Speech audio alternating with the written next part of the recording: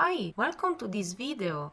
Let's see the newest Cyberlink PowerDirector 14 and all you need to know to start with it. Please leave us comments to improve our guides in the future. PowerDirector 13 is one of the best video editing softwares available so far. When you open it, a dialog box appears showing you different options. Full Feature Editor is the most advanced and complete one, used to create the most personalized and professional clips you need. Easy Editor creates a video starting from the files you import and the template you choose. The procedure is fully guided step by step. Express Project is a new feature for the Full Feature Editor. We will see later. Theme Designer is another new feature used to create clips and sequences by using ready-made templates. Differently from the Easy Editor, the video is not created immediately, but simply imported in the Full Feature Editor in order to be edited if you need. Slideshow Creator creates slideshows using ready templates. Just import your photos and eventually any soundtrack. Similar to the Easy Editor, the procedure is fully guided. All these themes and templates can be downloaded freely through the Director Zone site. Check it out. Let's see the Full Feature Editor. This is indeed the most complicated one, but also the most powerful tool to create your videos. While opening it, choose your project's aspect ratio from the first dialog box. The Full Feature Editor comes with 4 main different workspaces, one for each phase to create your project. Capture is used to record media from your camera, microphone, any data disk, or record your computer screen itself using Cyberlink's screen recorder. Then you use the Edit workspace to import and edit your media to create your video. After this, you go to Produce to render or extract the final video ready to be played. And if you ever need to burn the video onto disks, you go to Create Disk. Let's see now how to create your project from the start. The Edit workspace is composed by different parts. On top and on the left, you have the rooms that collect all media and features inside the software. On the right, you have the preview window, used to check how your project is going on.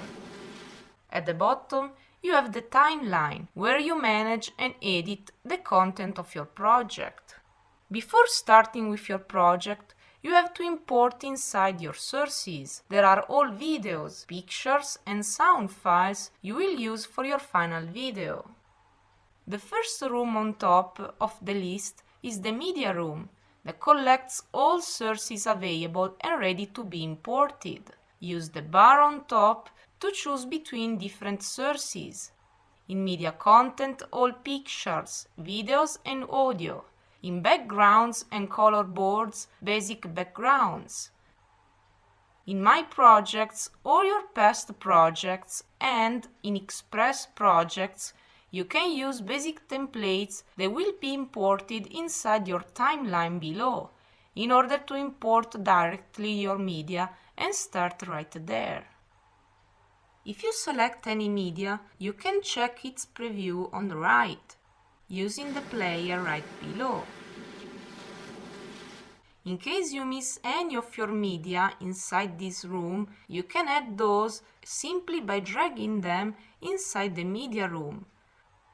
Just the sources inside the media room can be imported directly on the timeline, dragging them at the bottom. These will appear in the timeline as rectangle elements called clips. PowerDirector shows previews on these as well, like thumbnails for video and pictures, and audio waveforms for sound files. The timeline is composed by different rows called tracks. Video tracks, indicated by a frame icon on the left, contain video frames, pictures and text.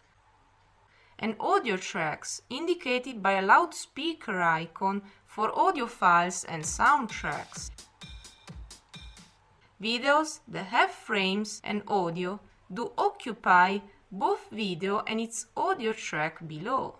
Video and audio tracks are the most important ones, but there are also other minor tracks with different icons on the left, which are not mandatory to create your project. Each couple of video plus audio track has a number on the left. This indicates the position in the track's order. If you have clips in different tracks and overlapping in time, PowerDirector shows on top the content of the lower tracks on the content of the tracks on a higher position.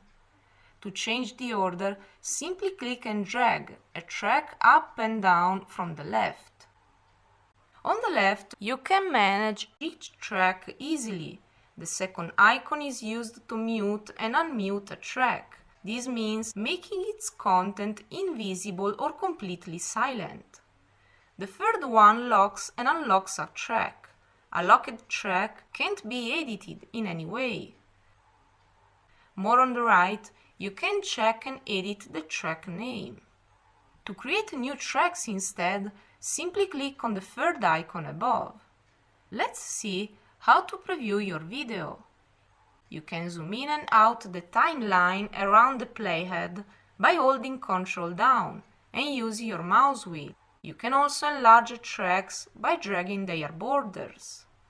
The preview window shows your project content exactly where the red playhead is placed in the timeline. You can fix it in time by clicking once on the timeline, when you see your pointer being a blue clock icon. You can also click and drag the playhead to check your project frame by frame with the speed you prefer. You can move clips in time simply dragging them on the left or right, in the same track or in another track. In case you have videos with audio, you will move everything together. You can also separate audio from video. Just right-click on the clip and go to Link, Unlink Video and Audio.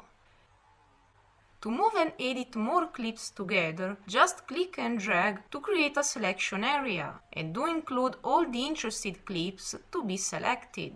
All selected files are highlighted in blue. The preview window is not used just to preview and playback.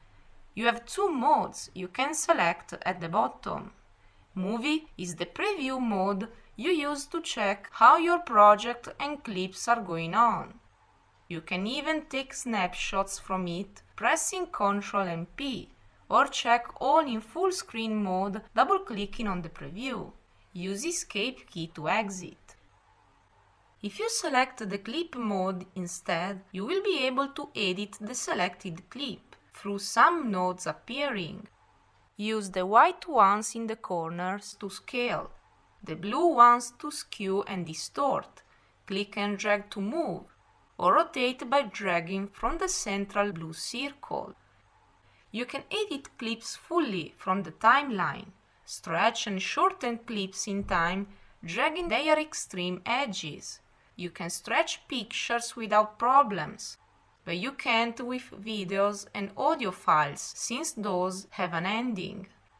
To change the playing speed of a clip, simply hold Ctrl down and drag its edges. You will decrease the speed if you stretch it. You will speed it up if you shorten it. Differently from before, in this case you can stretch videos and audio clips without problems. Changing the clip speed is an effect that will be indicated through an orange eye in a corner. If you want to know how to apply effects and how to add text, check out our full guide in our channel. If you right-click on a clip, you can cut, copy, paste or delete it from the timeline. Use Ctrl and Z to undo your latest operation if you mistake. You can split clips in a particular position. Just fix the playhead where you like and go to the second button in the top left corner. You can also crop pictures imported in your timeline. This is used to remove parts you don't want to show in your project. Select the picture and go to the third button in the top left corner. The crop image window appears. Just move and shape the visible part that you want to keep. All darker sides will be cut. Just make sure to keep the same aspect ratio chosen for your project, or blank bars may appear on the image in preview. You can adjust transparency and volume in clips directly from the timeline. On the thumbnails, you can notice a thin green line that represents the opacity level of such clip. Pull it up and down to edit it. The less is the opacity level, the more the clip will be transparent. Also in audio waveforms, you have a blue line that regulates the clip volume, measured in dB.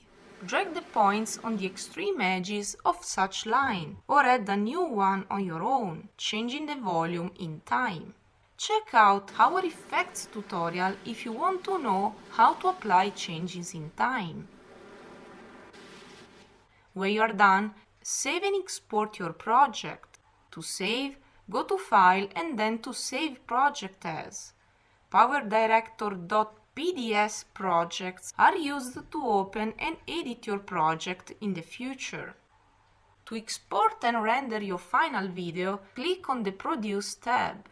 You have different options above. Standard 2D is used to render your video inside your computer.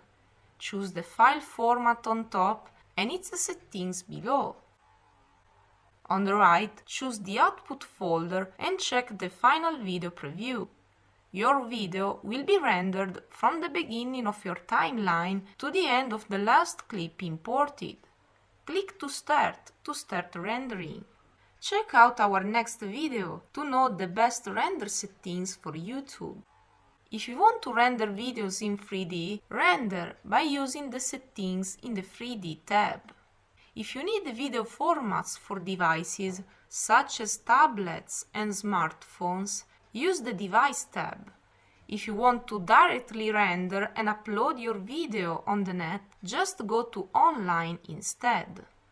Thanks for watching this video. Check also our guide for Cyberlink PowerDirector 14 in our channel.